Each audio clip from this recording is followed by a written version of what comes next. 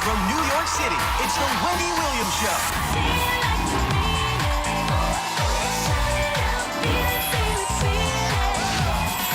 Now, here's Wendy.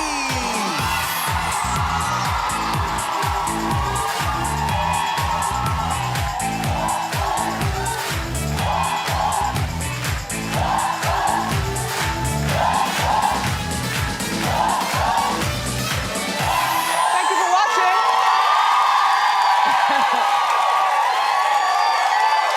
My people. My co-host, my studio audience, sure. You good? I'm ready to get started. Come on, it's time for Hot Topics.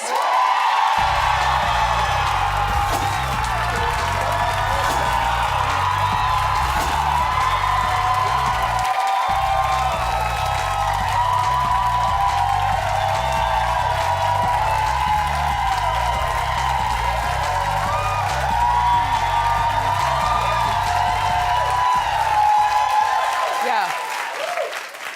So about the nor'easter and the snow here in the tri-state area, it didn't amount to much here in the city, although they tell me in the suburbs it's really icy. In the meantime, I was at a hotel that didn't have FX, so I missed Versace last night. But I understand it was really good. It was like an hour and maybe 15 minutes. You watched it?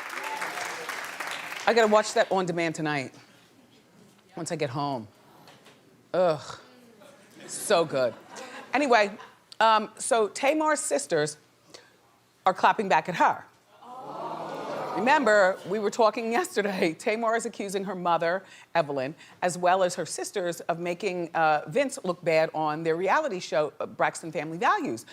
So, by the way, you know, were you watching TMZ that day when Evelyn really, really rode hard on Vince? Like, Miss Evelyn, you tore it down.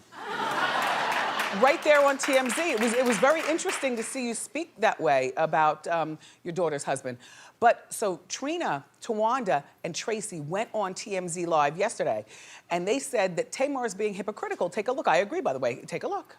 At the end of the day, we're sisters and we talk about each other's situations all the time. Yeah. And, you know, one of the crazy things is you can't talk about our relationships and think that it's okay. And then when it's reciprocated, it's supposed to be off limits. Church. And besides, we're not the ones who put it on social media about her, you know, truculent relationship with her estranged husband. You know, I just think that it's almost as if, okay, I can do you, but you better not do me. Well, the unfortunate thing is that when you sign up for a reality show, people want to see your reality. You know, and if your reality is a good life, then they want to see that. If it's a bad life, then they want to see that. You have to show it. The sisters need the show, which is why they're talking about Tamar. I mean, how are they paying their bills? I don't know, Tracy. Which one is Tracy? Tracy is the red hair. The red hair. I don't know how Tracy is paying her bills, if not for a check from Braxton Family Values. Tawanda, which one? Right here? Tawanda, yep, right there. Right. I don't know how Tawanda is paying her bills. These ladies have, you know, lives on the other side of 30 or 40, or close to 40, life on the other side of 40, and children to take care of, and tuition to take care of, and retirement to think about. And I'm sorry, you know, Vince, if you put something in the storyline that makes it hella interesting to talk about, then why not? I mean, if I were Tony, my sisters don't even qualify to be my doo-wop girls anymore. I'm gonna tell you what. I'm gonna tell you why. Because Tony is an icon. Tony could do Love Could Have Taught You Last Night and all those songs. She could captivate us for an hour easily, you know, at some mature concert. But the thing about having your sisters along is they're not gonna want the union regular that you'd pay a random girl to sing in the background and do wop-de-wop. You know, the sisters want more. They want more money. They'll want more attention. Everybody's vying for more shine, just more and more and more. So if I were Tony, I would distance my touring from the sisters. No, you all can't come out on tour with me. I can pay this girl, you know, much less than I'd pay you all without the headache. And by the way, we have the receipts of Tamar calling her sisters out back in 2000. See, Tamar, the problem with the Bureau is we're always digging.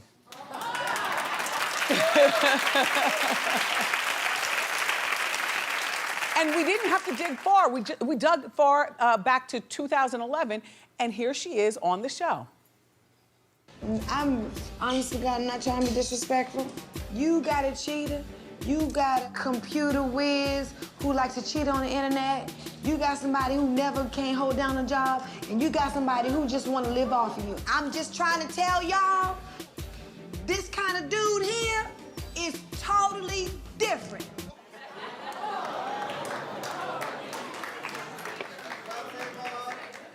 And so now it's being played out on Braxton Family Values, and Tamar doesn't like it. The different, I don't know, but Braxton Family Values premieres tonight at 9. Remember, it's 2 hours and 10 minutes. You know what? I wish Versace was 2 hours and 10 minutes.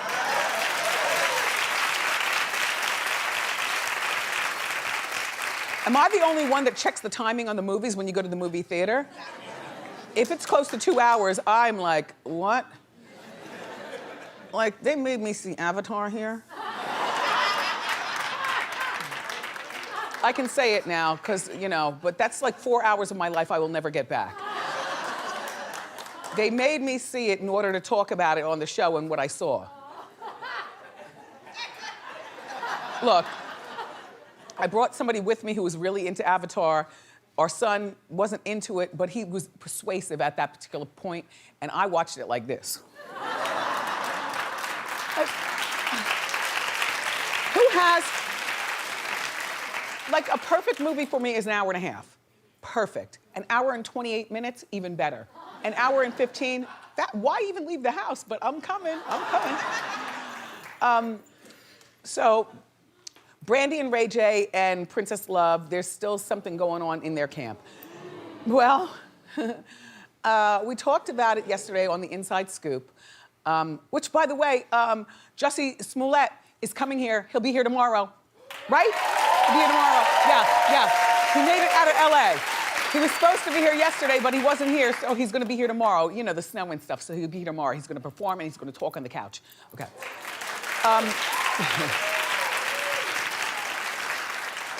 So Brandy tried to explain that she missed the baby shower. Remember, they had a gender reveal party the day before, and then they had the baby shower the next day.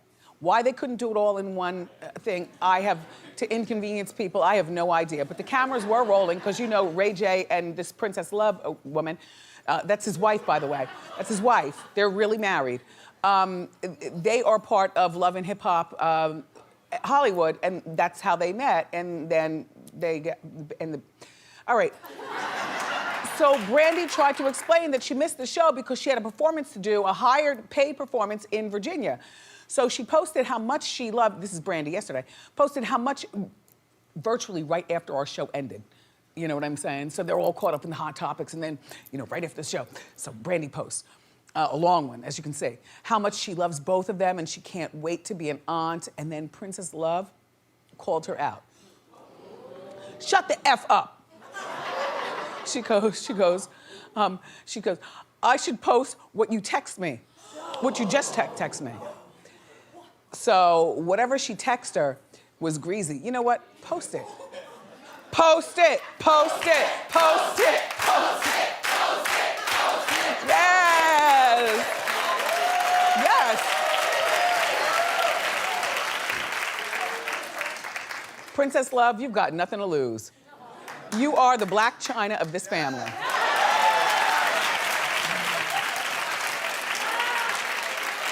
You know, for all that Willie and Sonia, the mom and dad to Ray J and Brandy, for all that Willie and Sonia tried to do to keep these kids so innocent, you know, it kind of all started to unravel when Brandy became pregnant out of wedlock with her beautiful daughter, Sarah. But that was a scandal back then. I covered it on the radio, and, you know, Sonia didn't like it because I talked about it, but I talked about it, and then I ended up interviewing the father. Oh, yeah, because Brandy wasn't talking, but I knew what was going on. So I used my powers to shout out and say, you know, why don't you come on the show and tell us all about it? And he did. Oh, it was a bonanza. It was fabulous. Anyway, but you know, now that this is your wife, not your baby's mother or some random, thought, now that this is your wife, the only side you're supposed to take is your wife's side, so you should probably stay out of anything having to do with sticking up for Brandy. And Brandy, the texts are a lethal weapon. If you're gonna curse somebody out, best thing to do is to do it in person. Yeah. Cell phones out of the room. Come on, I gotta talk to you. We'll both put our cell phones over here. Oh, and that extra one too. Come on, pull it out.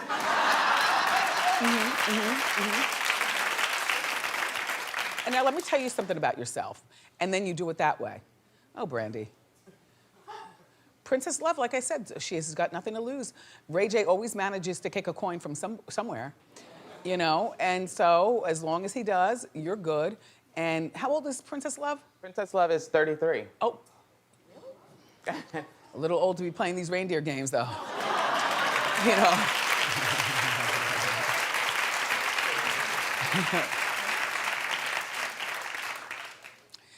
So Rod Stewart, who's 73.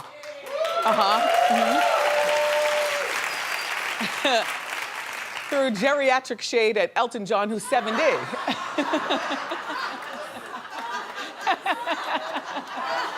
Well, apparently, Rod was on Watch What Happens Live, and he was asked about his thoughts on Elton John announcing that he'll be touring one last time. Remember, the tour is gonna last for 3 years, and then Elton says he wants to go back home and spend time with his young children, watch them grow up. When you're old, there is nothing cute about watching young children grow up. like in my mind. More like, I have an achy back, it's time for me to sit down, or something. Anyway, so touring one last time before he retires, and this is Rod's response. So what was your reaction to him announcing he's retiring from touring? Yeah, well, I did email her and said, what, again, dear? And I didn't hear anything back. But talking about the retirement, I think I've never spoken about retirement, and if I do retire, I won't make an announcement, I'll just fade away. I don't think this big deal, I'm going to retire. It's those stinks of selling tickets. Well, don't you love when he called him, he said, hey, girl. What did we say when we call you, Rod? Oh, please. Do your history. Anyway, with that in mind, I don't understand why people are so full of themselves that they have to announce that they're retiring. Like, if you're going to retire, then just retire. I go along with what Rod is saying.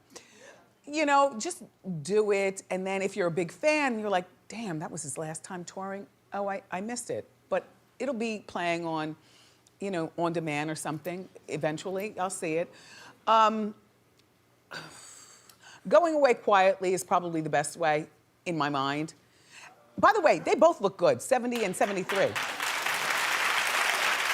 Considering the hard rock and roll lifestyle, always being on the road and stuff, I don't think Elton John would have problems selling his tour. I don't believe that he made this announcement to sell out stadiums. I think that Elton John is viable and he would sell out stadiums anyway.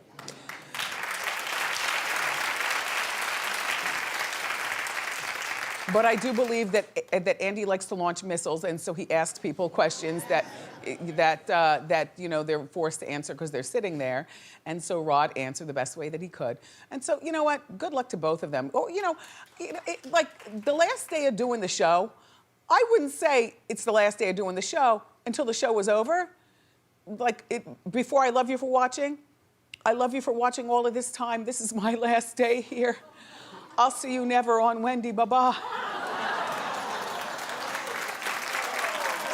Yes. Why? Well, that's why somebody needs to come up with the talk show channel. I'm telling you, and it was my idea in my mind a long time ago. This is the talk show channel.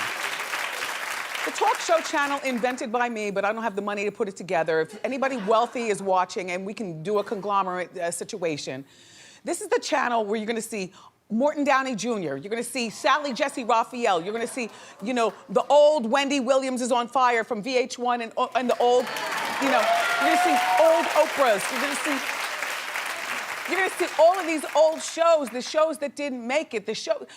Wouldn't you love, like, all talk all the time? Just saying. I invented the idea many years ago. I even said it here. But if anybody wants to do it, then just, look, just send me my check.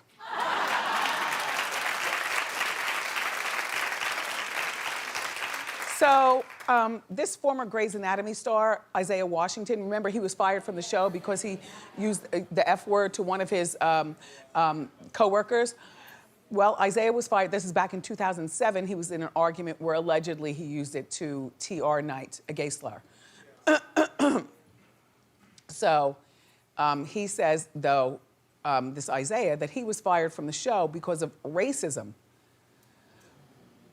He's blaming an ABC executive for letting him go and saying, Isaiah is, that Shonda Rhimes totally agrees with him. Isaiah, take a look. I just had an hour conversation with Shonda Rhimes. She says, and I quote, she has really nothing good to say about ABC or Howard Devon and his racist, biased behavior, okay? And she thinks, like, time's up, he needs to be thoroughly investigated. Well, you know, thank you, TMZ Live, for that. His teeth are beautiful, right? In my mind, Shonda and Isaiah are in cahoots. Yes, she's got 4 hit shows on ABC, but she just signed this gigantic deal with Netflix. And maybe she's walking out the door of ABC and wants to make sure that everything that she leaves behind is left in ashes regarding race relations. Listen, I believe what this guy is saying. Why would you step on Shonda's toes at this particular point? Unless you knew that she might have told you, I got this deal at Netflix. Of course you're in one of my shows, of course. You know, but this ABC thing, you know, and, okay, hello, what's his name again? Isaiah? Yeah, Washington. Hello, Isaiah, okay, this is what you say next. And this is how you, no, don't say it like that. Say it like this. And you know what? If you could muster up a tear, cry.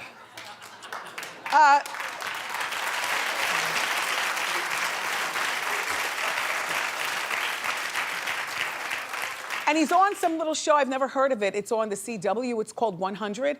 I don't know anything. Do you know, clap if you know the show? Okay. Just saying. So in other words, he's not on a show that we know of. And you know, when you follow Shonda to Shondaland, it usually guarantees some sort of hit and definitely a comeback for a man who's not on a show that we know of. And I think that it's wise for him to stay close to Shonda because of this Netflix deal. It's gonna be huge for her. It's gonna be huge for him. And you know, we talk about her as being like the queen of ABC, and she's the queen of ABC in terms of turning out these shows, but she's got to answer to other people too. And these other people usually are men, usually are white, and usually are out of touch. They look at the bottom line, the numbers, you know, and the ratings numbers and how much is this costing us. They're not the cool crowd who understand race relations and sexuality and stuff. So you all keep hatching your plans, and we'll keep talking.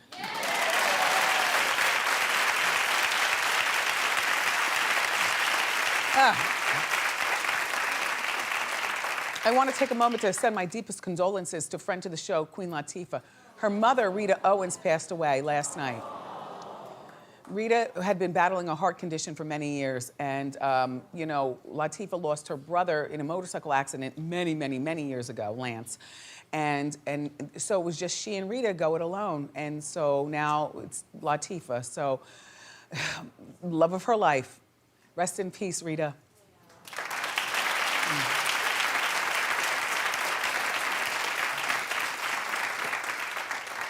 You know, as a grown woman, you don't get points for attracting an 18-year-old. You know, you lay out those vanilla Oreos, Let me tell you something, Oreo company. I thought you jumped the shark when you did double stuff with the white. And then you did the brown inside. And now you got the vanilla. I'm like, who are you and what are you doing? I like the plain black with the white. I like the original.